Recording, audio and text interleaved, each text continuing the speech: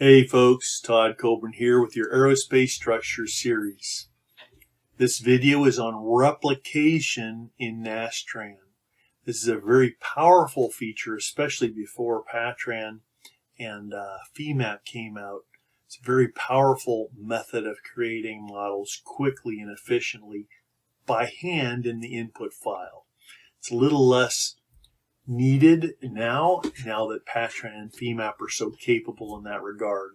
But you can still do quite a lot, make models very quickly if you understand how to, simple models very quickly if you understand how to use replication. Let's see how it works.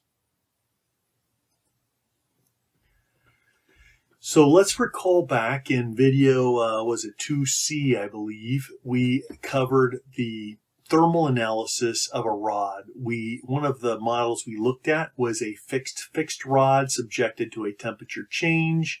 We created a little model. We saw that we needed to have at least 2 elements, 3 nodes, in order to solve this, and we got the results.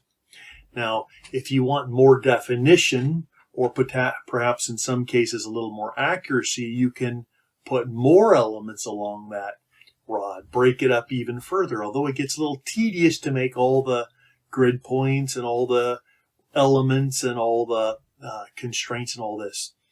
So one way to solve this is with replication. Replication enables us to write a single card out and then tweak it with some really simple commands. So stay tuned. This is the basic feature with replication. What we'll do is we'll first write our first card, like grid, comma, 1, comma, etc. Then for every field in the following entry, instead of putting the next card, what we'll do is put a series of indicators of what NASTRAN is going to do. In any field, remember each field is separated by commas, each field where we want it to be identical, like the same card name, we'll put an equal sign. And so let's say we have a card and we have grid, comma, 1, comma, and we want the grid to use another grid point. We can just say equal for the first comma, and then we can put our new grid point ID and so on. Whenever we're done, we want everything for the rest of the card to be the same as the one before it. We'll put 2 equals in a row with no comma between them, okay? Anytime we want to change a value, increment a value, we can put an asterisk and then in parentheses put that increment. So if we put, like in the second field of that grid point card, if we put an asterisk and in parentheses 1, that means the second card will increase that by 1. And we can keep on doing that. If we, let's say when we get to the location, let's say we have 10 inches is where our first point is at 0, 0, 0, and let's say we want the next point to be at 5, 0, 0, we could then put in the field that corresponds with that location, that coordinate, we can put an asterisk and open parentheses, 5 point to make it a real number, close parenthesis, and then equals for everything else, and that will increment that. And then in another field, anytime we put equals and then in parentheses m, some integer, that will tell how many times we're going to repeat what is being done on the prior card. So it'll repeat the prior card like a bunch of times, whether it's identical to the one before or changing some values or whatever. Don't worry, we're going to look at some examples for how this plays out. Okay? MSG Mesh used to be one way of doing even more with this, so you can feed commands to NASTRAN and have it mesh things up for you. But PATRAN and FEMAP are so strong now that is falling into misuse because it doesn't really not need it as much. Okay.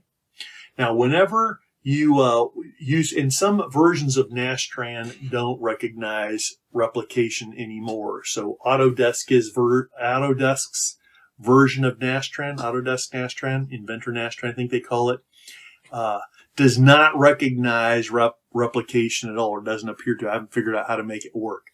But for NASTRAN, in MSC NASTRAN and other NASTRANs, for it to work, you're going to have to put an optional keyword, IFP star equals no, when you're running the model. So if you're running from the command prompt, you normally put in you'd feed it your file name, and then you need to put this optional keyword in. If you're running from FEMAP and you have some commands, a little piece of a deck that you're using replication to create, you would need to then call out that IFP star equals no in the options when you submit your run. Okay, you got that? So remember, everything we're doing now requires this little tweak when you're running the model in order to have NASTRAN recognize those commands. All right? So let's go back to that model we just looked at, and let's go ahead and try and break that up. Let's say we decide that we need more definition of the thermal distribution across the elements. We can, let's say we want, what? A bunch of points in between. Say 10 points, 10 grid points, 9 rods of definition. So we can create our first, our case control or executive deck are both going to be the same. We write our first NASTRAN grid point, which is ID 1 at 0 at the origin. And then our next one, notice we're using replication here. We want to use the same command in field 1. We want it to increment that ID to the next value. So that will be a 2. We want the next field, which is blank, to be the same as before.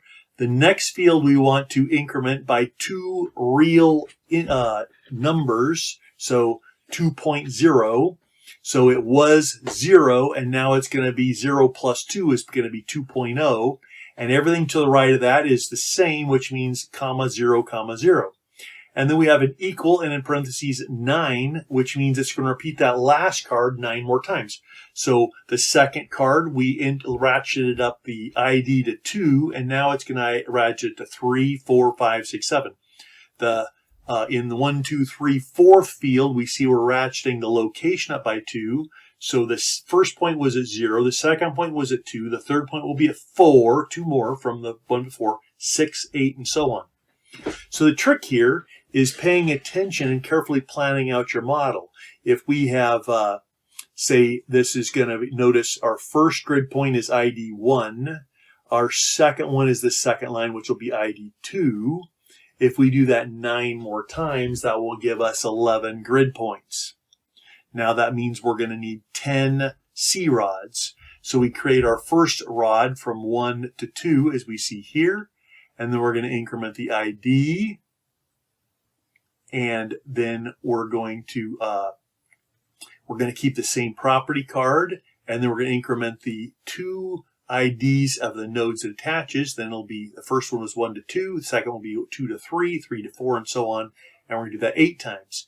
That creates 8 plus 1 plus 1. That's 10 CRODs between 11 points. 9 plus 1 plus 1. Everything's connected. Everything works. Then we have our property card. Everything else is the same.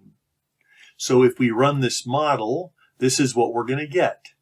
Notice when we echo our deck that NASTRAN created, all of these, we just input this first CROD and the first grid point, and everything else was generated by replication. You can look through that and say, oh, yep, that's sure enough, that worked. Now we look at the output. This actually doesn't add a lot to this particular model. We didn't need that extra definition, but when we look at the output, you will see that we get now displacements at each and every point.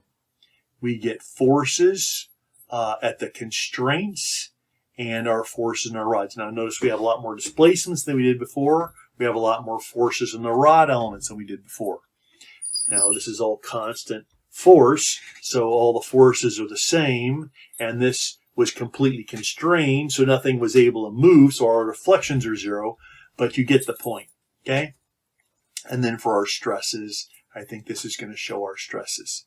So that is how you use replication. This particular model doesn't show its amazingness or its need, but it's a very quick way to create models. You can create a frame model by creating one point, creating a coordinate system, a cylindrical coordinate system, and spinning those around using replications. We'll cover that in another video.